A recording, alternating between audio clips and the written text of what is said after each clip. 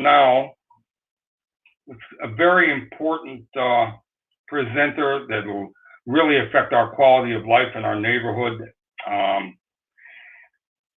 to a very large degree, and it's something that I'm pleased to see that the DOT, the Department of Transportation, is doing outreach as they should do. There have been discussions towards somehow, in some way, expediting the bus service, and I think that there's a lot of very interesting ideas out there. This is the beginning of a journey. It's just getting ideas out there, but I'd like to present, and also beyond that, there's a lot of other DOT activities happening in our neighborhood. We also deal with everything from, filling potholes, lighting, the other streets, safety controls, traffic controls. There's many, many things that DOT deals with.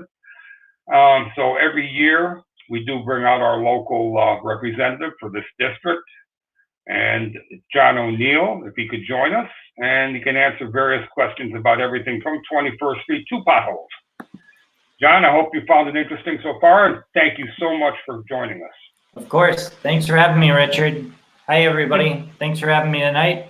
My name is John O'Neill. I'm your borough planner. I cover a number of community boards for the Queensborough Commissioner's Office of the New York City Department of Transportation. But one of those is Community Board 1, and I work a good deal in the Old Astoria neighborhood with Richard. Richard has been, he's certainly a community representative and somebody who's always keen to bring us issues to work on, from the minutiae you just mentioned, things like potholes and street lighting concerns, to adding a voice to larger form projects like the one that we're in the early stages of visioning on 21st Street. So tonight, I'll talk about 21st Street, and then I'll talk about a couple of other things we're working on in Old Astoria.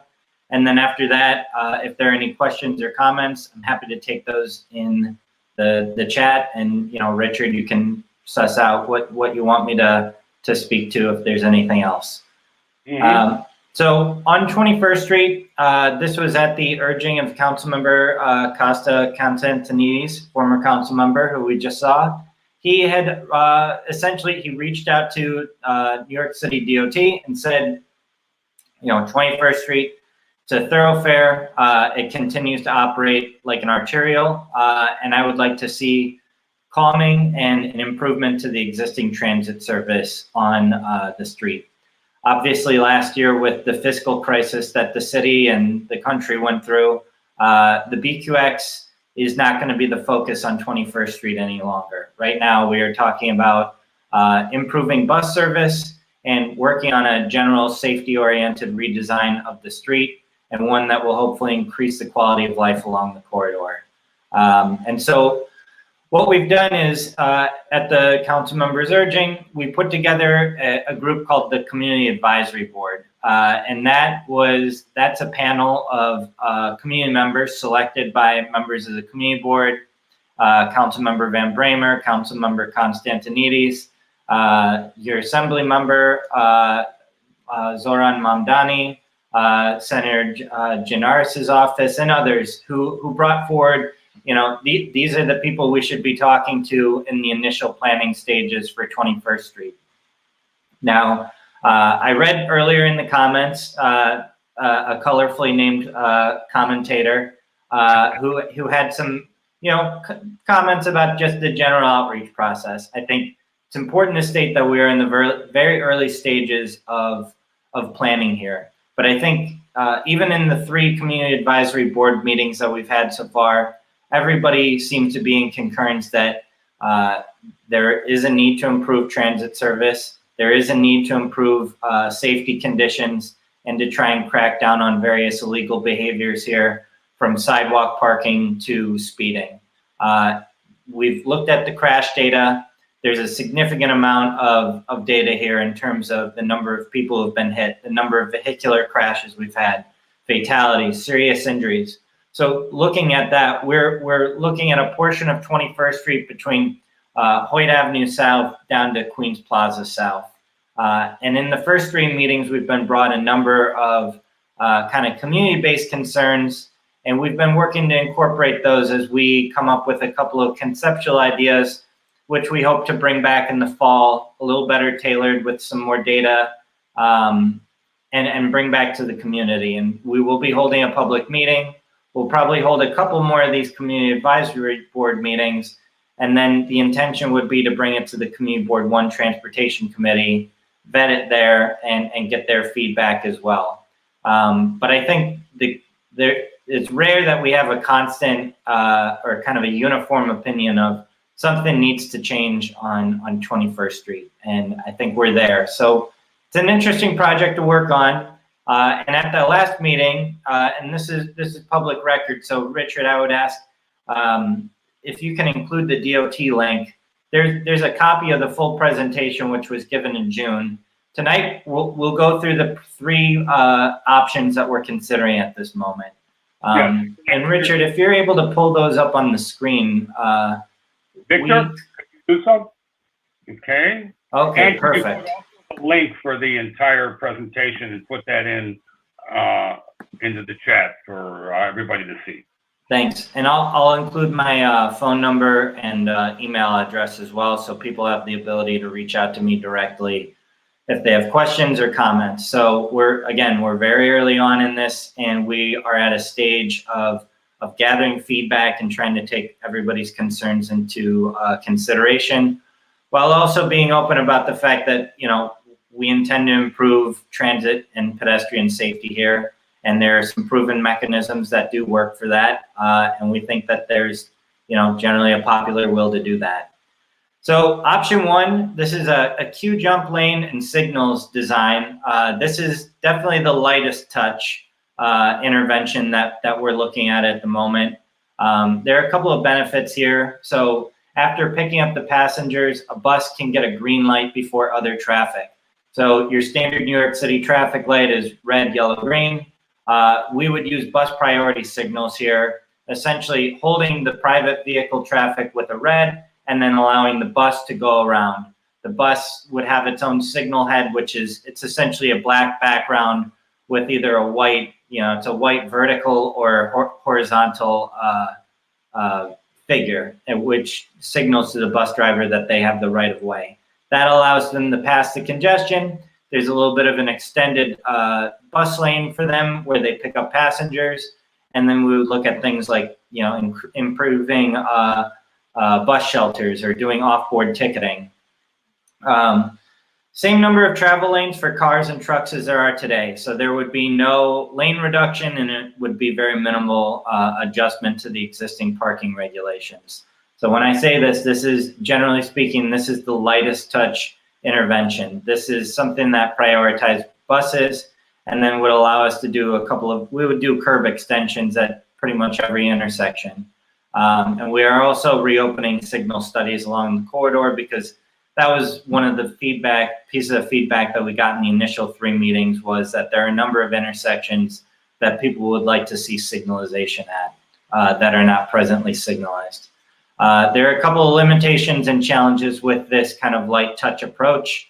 Buses are still subject to the congestion delays, except at the intersection approaches. So fundamentally, the bus just does go back into traffic where there are not bus stops. There's also issues with things like illegal parking and illegal standing, which we've seen to be problematic in bus lanes and queue jump lanes citywide. Buses do tend to have cameras affixed to them, or we'll put a camera overhead on the lane that will ticket individuals who are illegally standing or illegally parking. But nonetheless, if a vehicle is there blocking access for the bus, it pretty much renders the improvement to be moot. And then curb extensions initially would be done in paint with a follow-up capital build-out, which will allow them to be done in concrete. The reason for that is most of these corners have catch basins, so in order to build them out in more formal materials, we'll have to relocate the catch basins in conjunction with DEP. And that would really be done by an umbrella agency that does capital work, which is DDC. And there would be parking removal that would allow for these curbside jump lanes. So there is going to be parking removal as part of this design. May I have one question for you within what you're showing here, the schematic, the red areas here? Sure. Is that the area that would be, would the parking might be removed and that's the bus stop area, or might be a current bus stop? I'm not sure. We would work off of an existing bus stop. So the plan would essentially elongate those bus stops so that there'd be more room for the bus to go around vehicles that are queued up at a red light.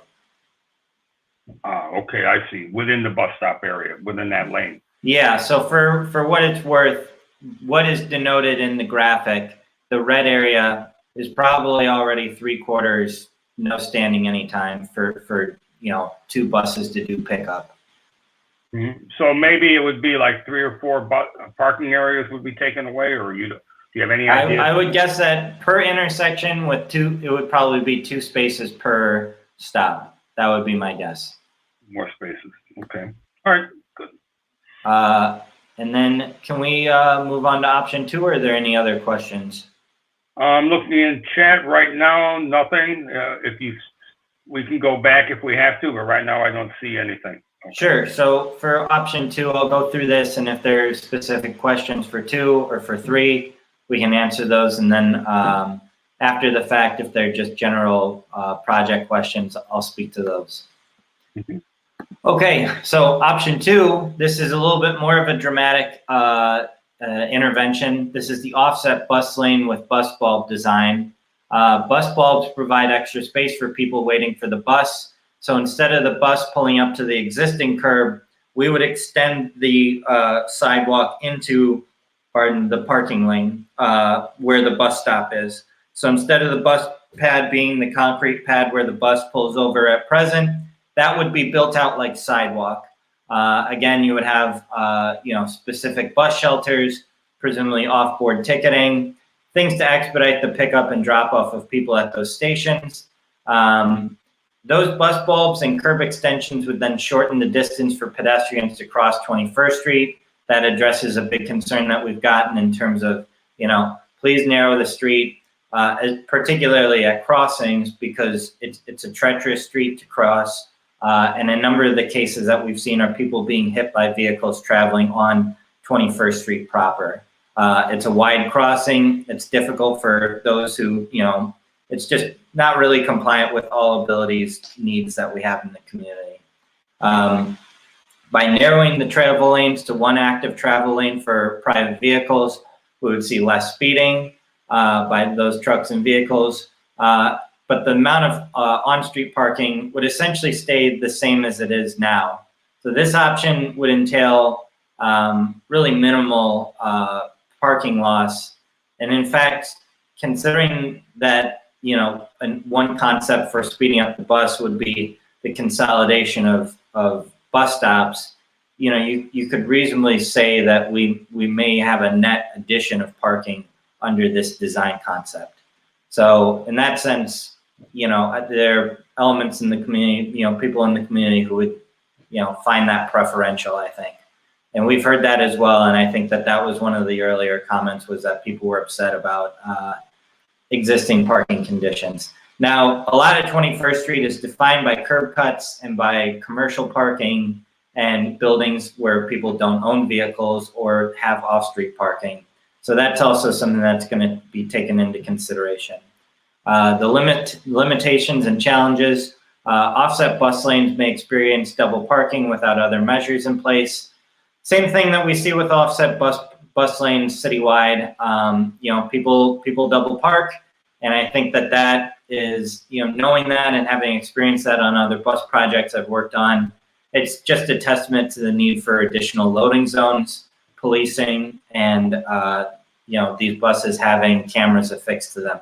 But when you have multiple cars that are parked in the lane, it's really only the last car that's going to get the ticket. So, it's something that we struggle with, because on this corridor, there is a lot of illegal parking, be that double parking or people who are openly parking on the sidewalks. Build out of bus bulbs requires a capital project, but we also have a program of plastic bus borders, which could be implemented operationally. There's only one project I've worked in Queens that has those. It's Cypress Hill Street, between the Jackie and Cooper Avenue. So if you're ever driving or biking or take the bus out there, you can see a couple of those rubber bus pads. Reduction in traffic capacity. So we are currently collecting data and running the traffic analysis over the summer to see what type of capacity we're talking about. And then talking about, what are the ridership numbers like on this bus pre-pandemic? Because often bus lanes don't need to be 24 hours, 7 days a week. A number of the projects that I've worked on, 75% of the traffic is six hours a day. And so you would have a bus lane, say southbound 7 a.m. to 10 a.m. and northbound 4 p.m. to 7 p.m. That's an option. So that is not the proposal, but the idea right now would be we can look at the hours. It doesn't necessarily entail it being 24 hours a day. Could be, but that's not the standard. There are a couple of locations like that, like Fulton Street in downtown Brooklyn, whereas Fulton Street, when it goes out into the neighborhoods, it turns into an hour regulated bus lane. And then left turn restrictions would be required unless the bus lane is shifted to the curb at intersections. So it already exists, but there are left turn bans on virtually all of the intersections on the corridor. So in terms of limitation, I don't regard that to be a particularly serious one. This area is mostly a grid. I already think that the left turn condition is considered to be kind of a nuisance for those of us who have driven or taken the bus on the corridor. So in that sense, it's not a major overhaul. Do we have any specific questions to option 2? I just have one question. Sure. And then there's a couple others here. These studies, do they take into account, if you're doing them over the summer, the fact that we have reduced traffic because of COVID? People aren't heading into work. Now, they may or they may not head into work more often in the future. We just don't know yet. Yeah. But how are you determining traffic given the unique situation we're in now? Well, we have pre-pandemic counts. So we've figured out a way, and this is, Richard, how we've been able to continue to do the signal and stop sign studies that we've worked on together, right? So we know that citywide, the reduction of traffic is X%, and then, X% in Queens and in Western Queens. And in different areas, we've seen traffic recover to pre-pandemic levels. In some instances, it's gone above pre-pandemic levels. And then in other areas like Midtown, we understand that it's still off significantly in terms of vehicular traffic.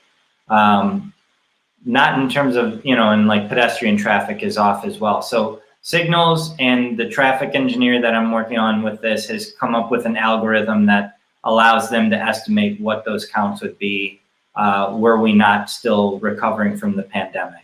So that they have a good idea of what they're looking at right here. So they'll say something like, okay, we're off by 25%. The counts that we're taking are really this based on experience. Okay. And I I brought this up before. I think the timing issue is something that I think should be really looked at. I think that we should emphasize the rush hour for these studies, but when it's off rush hour, I don't know that the buses are delayed that much during off-peak hours. So I think that's a great facet that should be addressed on this whole thing. And under comments, also, we have comments here on the chat. We don't really have questions. Both of them seem to be saying that the need for parking should not be utilized to make a decision on this. Again, this is something that's debatable, and this is something that I'm sure we'll hear quite a bit on both sides about. Okay? Yeah. Well, Richard, me and you butt heads quite a deal about everything. I do think we're friends, but we also argue a lot. Parking's not my priority, and I don't think it's the priority of the agency. Security and safety for users is going to be the priority. So even if it's a difficult conversation, it's something that we're always going to focus on what makes people safer. So I think it's important to say that, publicly. Okay, from my standpoint, of course, I think that allowing seniors and businesses to prosper is very, very important for society also. So they both have, so anyway, we agree to disagree, but we will continue to go further. Okay? Agree to disagree. Safe streets are important for seniors as well. And traffic crashes are certainly a concern for seniors, both driving, walking, even biking. So, it's important to us.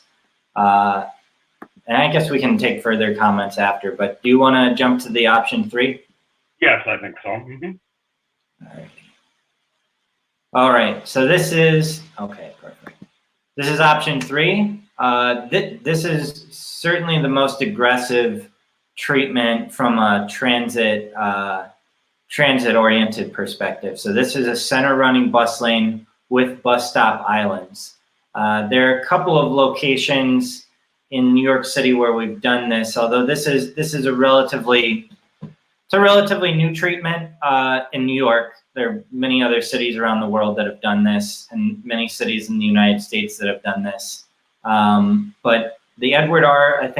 Grant Highway, or Edward L. Grant Highway up in the Bronx, we did do this design, and it was pretty remarkable. If you are a transit person, it's worth checking out just because it's pretty interesting. We took a very, very wide, kind of old, antiquated roadway and completely resurfaced it and did all sorts of pedestrian and transit safety improvements.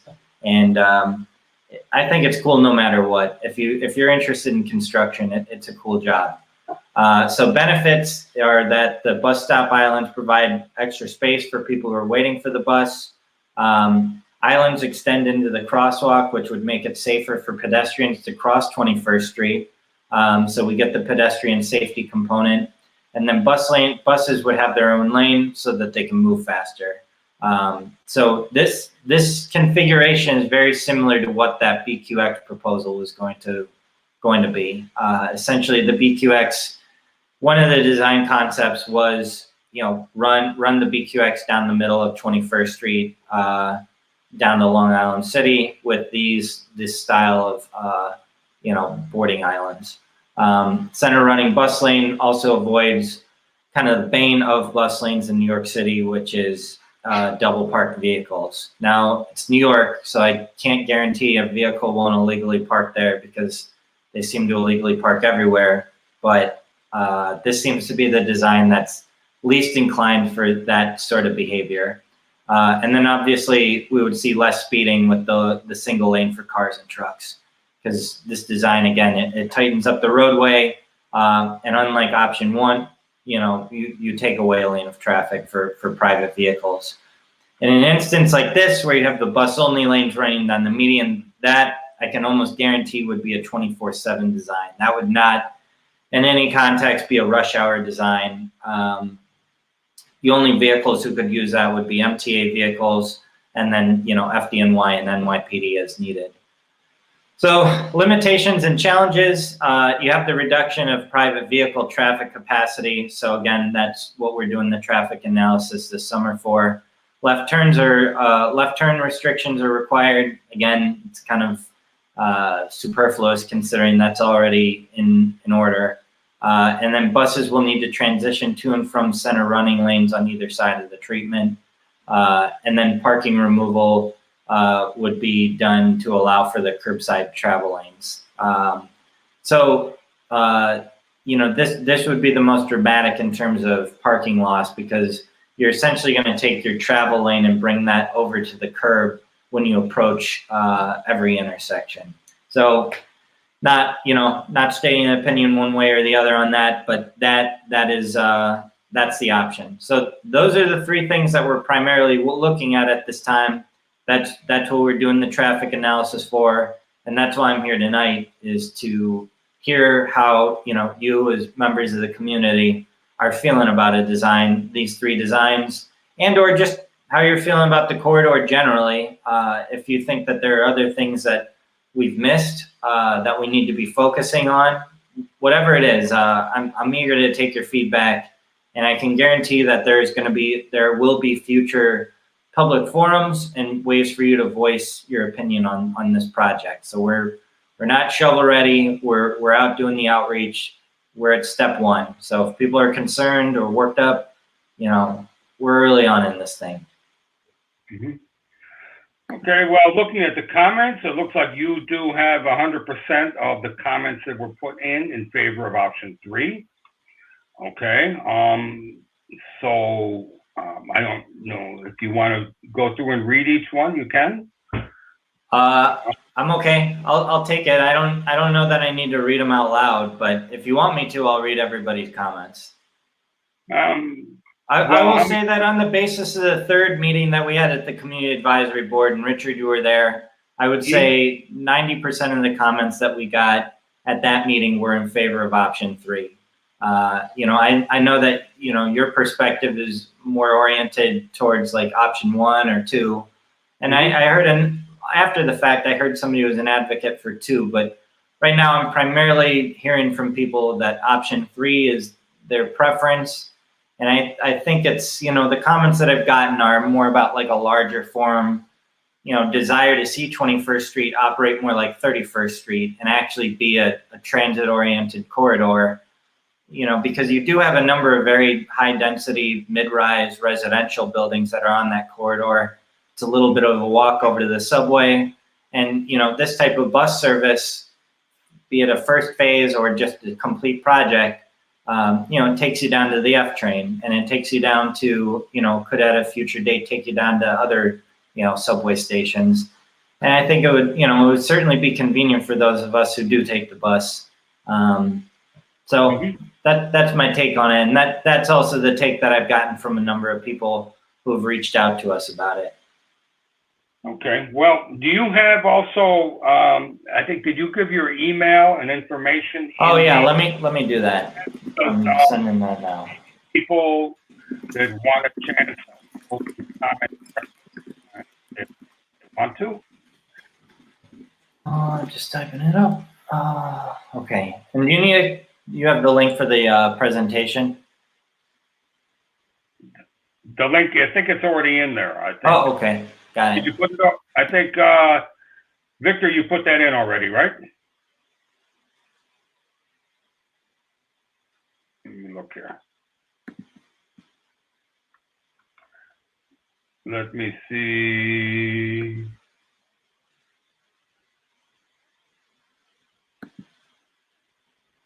Yeah, here it is. Okay. At 7:30, it went in. Okay, thanks. There. So do you want to keep talking about the 21st Street items, or would you like to talk about the other stuff we've been working on?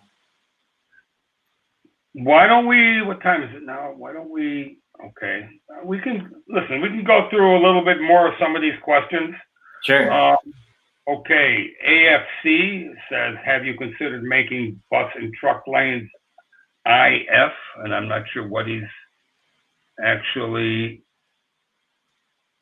making bus and truck lanes if there's a lot of complaints about truck delivery being slow. Not sure what he's saying, to convert a lane to just commercial vehicles and buses. Oh, they make the bus lane also for commercial vehicles. That's an interesting idea. Yeah, that is an interesting concept. I haven't thought about that. That's yep. Actually, that's something that would be appealing for people. I worry only about the only thing I would think is that if we went with the option 2 design, right? If that became a commercial vehicle lane, I guess my only concern would be them doing loading and unloading. So, Richard, this is your long-standing point in Astoria generally, but also on 21st Street, Crescent Street. We need more loading zones. Now, 21st Street would be more tailored towards specific commercial loading zones, or doing a pattern of commercial loading zones as part of the project to try and alleviate that illegal parking condition in the bus lane. Well, bus and commercial would be interesting, definitely. Yeah, I mean, and even sometimes you do find a solution in between two. Yeah. This is interesting for me too, because my big concern is is business, and also my big concern is that I live here on 21st Street, that right at Astoria Boulevard and 21st Street, constantly southbound from Hoyt, there's always a backup in traffic because there's always a loading truck in front of the EXO apartment building at the corner there. So that reduces everything to one lane, and the traffic backs up to 5 blocks.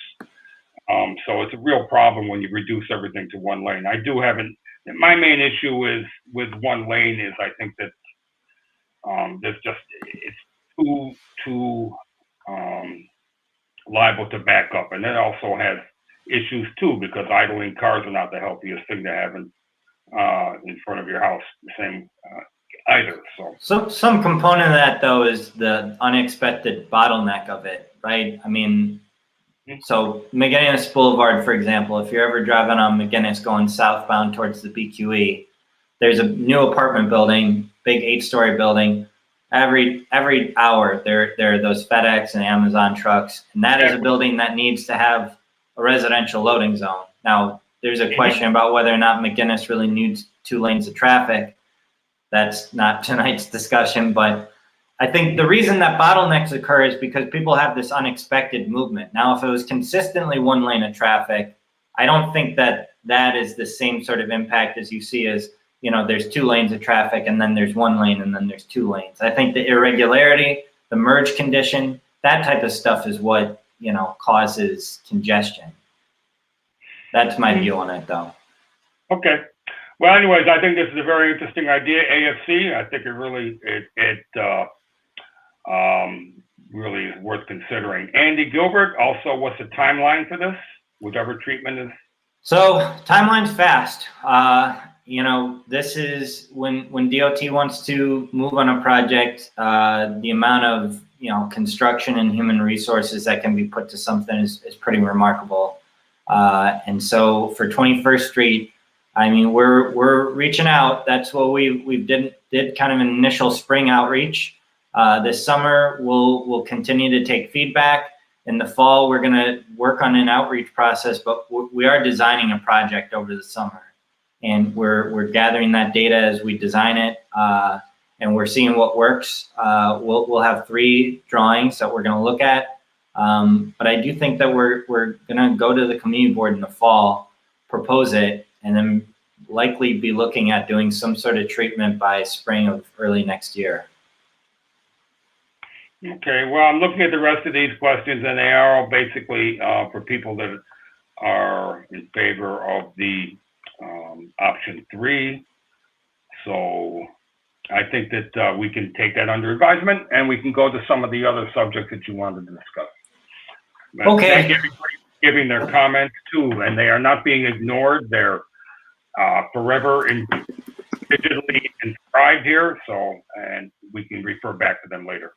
For what it's worth, those of you who are on and are excited about this or want to talk about it further, please do send me an email. I think anybody who has already contacted me or spoken to me knows I will get back to you. I will talk to you either on the phone, I'll meet you on site, or I'll send you an email back. Or if you're Richard, I'll text you back at late hours. So, so Richard had been a long-term advocate for the 14th Street. You know, many people in the community were as well, but 14th Street was once a 2-way, or it was a 1-way with 2 active lanes of traffic. And I think it was last summer, DOT converted that to a new 2-way condition. And in turning it into a 2-way condition, we calmed the street. But in calming it, that also called for things like, now that it's not 2 active lanes of traffic in one direction, it does qualify under the city's engineering rules to look at installing speed humps. And since now there's 2 inputs of traffic coming north and south, the traffic counts increased a little bit such that we were able to secure at least 1 all-way stop approval, and we've got a couple more studies that are still open. So on 14th Street, this is, you know, a multi-year project to calm the corridor. The first step was to convert it to a 2-way street. Right after the conversion to it being a 2-way street, we did speed hump studies. I walked the corridor with Richard last July. So we got speed humps approved and in the queue for installation on 14th Street between 30th Avenue and 30th Road, between 30th Road and 30th Drive, between 31st Road and 31st Drive, and between 31st Drive to Broadway. We've got an always stop request that I still have active at 14th Street and 30th Road. And we have a new always stop, which is approved at 14th Street and 30th Drive. Now, I haven't been over there in a week or two, so I don't know if that one has gone in yet, but the sign order was issued. So the sign should be installed this summer along with markings. So it's some good stuff. We're excited about it. I think it's a positive development, and it's certainly a good way to humanize the street. There are instances where one-way conversions can be beneficial when you have a narrow street with 2 lanes of parking on either, a lane of parking on either side, and it's kind of narrow down the middle. That can create a side swipe condition and can make it difficult for emergency access and whatnot. So there are certain instances where I advocate for one-way streets, but I pretty much, anytime there's 2 active lanes of traffic going in one direction on a one-way, I think it's worth studying whether or not a 2-way conversion is the best measure, because that can improve safety conditions. It can slow speeds, and then it can open the street up to additional studies for, stop signs, signals, speed humps, even pedestrian bump outs. So first step in a long journey in making that a safer street. You all will see some work. It's not going to be hugely intrusive, but over at the corner of 8th Street and Astoria Boulevard and 30th Avenue, a couple years ago, DOT did a pedestrian safety project where we did some painted bump outs. We finally secured the capital money, so that is going to be done in concrete. So you're going to see concrete crews out there building out painted ped spaces in concrete. We actually wanted to do that last fall, but we were working with the project manager over at NYCHA. There was scaffolding up, and the scaffolding was an impediment to doing the work. We got them to take the scaffolding down, and then somehow another contractor put scaffolding back up for a different contract. So we got back in touch with them. They're removing the scaffolding, so the concrete work should start soon. And then I'm trying to think if we've got anything else. Those are the primary things that I have for you all tonight. But if there's other questions or comments, I want to make sure, just because I didn't address it during the presentation, but Astoria Boulevard and 21st Street is obviously something that we took a lot of comments on, and is just not a great intersection to begin with. But we are incorporating, as part of that 21st Street design, I didn't speak about it tonight in the options, but pedestrian safety improvements at that intersection, and trying to streamline it such that it's easier for people to walk and to reduce the risk of people being hit by turning vehicles or vehicles going through that intersection. So when we come back to the public and we have another public meeting and have a better idea of what that design is going to look like, we'll be gathering feedback on that at a in a more detailed way than we are tonight.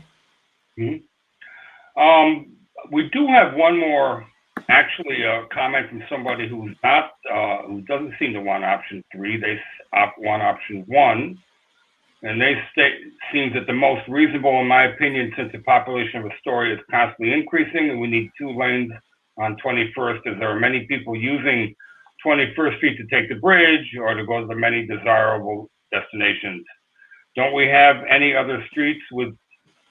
We don't have any other streets with 2 lanes in both directions. If we do 1 lane, I think it would create a traffic issue with rush hour. Okay, comment taken, and that is what that traffic analysis is for, that we're conducting. Mm-hmm. And the other question having to do with 31st Street. Is 31st Street protected bike lane dead? And if it is it possible to upgrade the intersection of Hoyt, Astoria, and 31st Street to make it safer, which is now one of the most dangerous intersections in Astoria? It is not dead. So for those of you who followed the whole Crescent Street plan, DOT initially, when we talked about Crescent Street last year, put out a statement saying both 31st Street and Crescent Street were going to be proposed and done. We went with Crescent Street from an outreach standpoint. That was quite a haul. There were certainly and continue to be some project components that need to be worked on, which are really challenging and just it's a lot of work. But doing that has kind of been my full-time job for about a year now. So 31st Street, we do have a conceptual design. Nothing is drawn yet. It's not signed, at least. I mean, it's preliminarily drawn. This year, we are doing the regular bike lane network, which is a mix of regular lanes and sharrows. It comes out to about 10 miles worth of lanes. Not perfect. There's some really cool components of it, like I think at 39th Ave. We did some good stuff on 23rd Avenue, which got rid of an illegal parking issue. But overall, it's a good guideway on what are relatively calm streets. But 31st Street is not dead, and I don't have an exact schedule, but I think that 31st Street will very likely come back next year. And that will be very interesting when it does. Okay. Any other, other comments? I don't see any other comments right now. You do have the link to the proposed plan or the 3 options, so you can view them further. We have copies of your comments, which John has access to.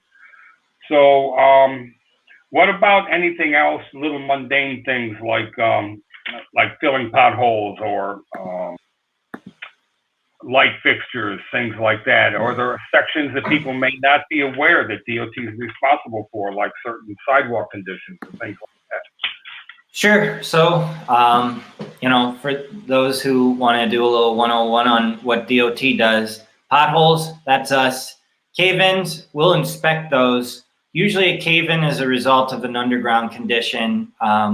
Overwhelmingly, it's a leak because there's generally movement under the ground. I think in my 5 years here, I've taken 3 cave-ins that were Con Ed or Nat Grid. Otherwise, they're almost always DEP, right? It's an old pipe, has a break in it, and then soil starts to get sucked in, and then you start to see the depression in the roadway. If it looks like somebody took a divot out of the roadway, that's a pothole. Either way, potholes, specifically enter it as a pothole. That number it'll be DQ. That goes to the Queens Resurfacing Department. They send a crew out there, they patch it. If you do see a cave-in or larger depression in the roadway, enter that into 311. You will specifically get a 311 number, and that will go to the Highway Inspection Quality Assurance Unit, shorthand HIQA. HIQA goes out, they inspect, they run a diagnostic test, they figure out what the deal is, and then they issue something called a corrective action request to the party that they've deemed responsible. So if you see a lag, you'll say, all right, I entered a 311, DOT didn't do anything. Well, DOT very likely did do something, which is they went out, we inspected it, and we issued it to the party that's responsible for repair. Pretty much anything underground is not ours. It's going to be overwhelmingly, it'll be Verizon, DEP, Con Ed, or National Grid. And so in those cases, it's up to the utilities to pull a permit. If it's an emergency permit, we just sign off on it, and they will open the street and resolve the issue, and do a patch. Sidewalks, unless it's like specifically next to a municipal facility, then it would be the responsibility of that agency. And in some cases, DOT trades favors, and we'll do somebody's sidewalk for them in exchange for something else. All of this is non-monetary. It's just, agencies, this is how agencies work. We take care of each other where we can. But typically, if you see a beat up sidewalk next to parks, flag it with parks. Parks will, hire a contractor to repair the sidewalk, or sometimes they have in-house concrete crews who will do it. And then thirdly, if they don't have it, then, sometimes DOT pitches in and we'll do some concrete work for them and patch the sidewalk. Same thing at NYCHA. I think at NYCHA, DOT does those sidewalks. We've done a couple of flag repairs over there. But typically, if you see a sidewalk, it is the responsibility of the adjacent property owner. If the adjacent property owner, if the sidewalk is in poor condition, is issued something called a notice of violation. The city will only repair those cases in the instance where if there was tree damage in front of a large building, like a tree fell over, we'll do an emergency patch. Or if tree roots have uprooted a sidewalk flag, we'll make that repair, free of cost to the owner. But if it's a smaller thing, a number of people in Astoria live in 1 to 3 unit homes, you'll be issued a notice violation. You can either opt to repair it yourself, or you can opt to just, don't do anything with it. DOT will say, all right, we've got a notice of violation at this house on 14th Street. We send it over to DDC, and they will issue a contract, and that contract will have a list of, typically thousands of addresses on it because they're like multi-million-dollar contracts. They'll do it. They'll count up the square footage, multiply it by the price of concrete at the time of the the work, and then they will add that to your property tax bill. And if that fee is too high for a one-time property tax bill payment, you can contact Department of Finance, or namely most people contact their council member, their assembly member, their community board. They talk to somebody at Department of Finance, and you restructure the debt over like a 5 or 10 year period. So, if you had like a $4,000 sidewalk bill, which would be pretty high, that would be a lot of sidewalk work. You could structure it so that it was $400 extra per year on your, New York City property tax bill. Lighting's DOT typically. I know, basically there's 2 types of major lighting issues that occur. It's, standard repair, which is my favorite because we can go out there and just change the bulb, and foundation repair, which is my least favorite, which means that, the base is corroded and, the wires are corroded, and we have to take down the entire light. We have to depower it, and then that's Con Ed, and then we have to jackhammer the base, remove the base, pour a new base, get a new, base into, metal base on top of the concrete foundation, have Con Ed pull the wires, install the light, and then light it again. So that, when you say, oh, DOT hasn't fixed this light in a year, well, it's probably a foundation problem. It's not that DOT isn't aware of it. It's not that DOT doesn't care. Lighting's pretty good, actually. They're a good unit. They're productive. But they will, they'll go out there and they'll run a diagnostic test. So if they can fix it quickly, they'll fix it quickly. They're good about that. But with the foundation repairs, it's a little more challenging. So if that's the case and you report one of those to me, I'll always tell you what the real story is and what the real repair timeline is like. But a foundation repair all in a couple of months, I would, more than a couple of months. I don't mean couple as in 2, typically 6. And then I'm trying to think what else. I mean, we do signal studies, we do speed hump studies, we do these street improvement projects, which is what the 21st Street thing is. Half of my job is kind of the maintenance and just making sure that things work the way that they're supposed to, and scheduling out what we're going to do in terms of resurfacing, right? Because each board has an allocated number of miles. We have to prioritize those lane miles within those boards. We see what's an arterial, what's a tertiary, and we allocate those miles on that basis. And then obviously DOT has limited numbers of man hours in terms of night crews who do arterials versus, daytime, tertiary crews who do the side streets. If it's residential, primarily residential, we'll mill and resurface during the day. If it's a commercial bus or truck corridor, mill and resurface happens at night. So like 21st Street, nighttime, 14th Street, daytime. Okay, very good. One last thing I want to bring up, and this is actually just a little reminder. There is an area that's going under a lot of renovations now. It's on 19th Avenue near Lester Creek. And there's an area at the end of 19th Avenue where they're building the new Wildflower Studios. That's it's a section which actually there was a fatality a number of years ago, about 3-4 years ago, where 3 young people were killed. And it has a Jersey barrier. It basically the area needs to be cleaned up and somehow worked with it's a multi-agency area. So I just asked that DEP is involved, the Parks Department's involved, I think that DOT is involved, the Fire Department, the NYPD. It's like you said, working between agencies. This is a situation where we would love to see it improved. This neighborhood is going through a lot of changes. And I think that the community board actually is taking a lead on this. And Florence has done a great job trying to coordinate the activity here for the cleanups. So what we can do, and also the developer Wildflower has said that they would also contribute to re-looking at this space to see what they can do to make it both more safe and also better in terms of people being able to utilize it better and utilize the area around the creek and the park and everything, make it more visitor friendly.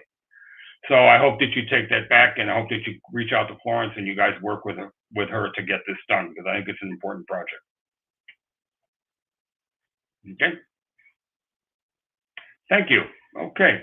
So any other questions? I don't see. I think that we're pretty much gone through. We have pretty much an idea of what's going on. John, thank you for coming by. This has been great. Thanks, Richard. Okay. Good to see you. Been a couple of days. Great. And I appreciate everybody joining us today. We will be taking vacation now, a couple months off. We'll be back in the fall. Hopefully, as I said, we're trying to work on putting together a hybrid, both online and live meeting. We'll be giving you more information as we go along and we determine what we're going to do.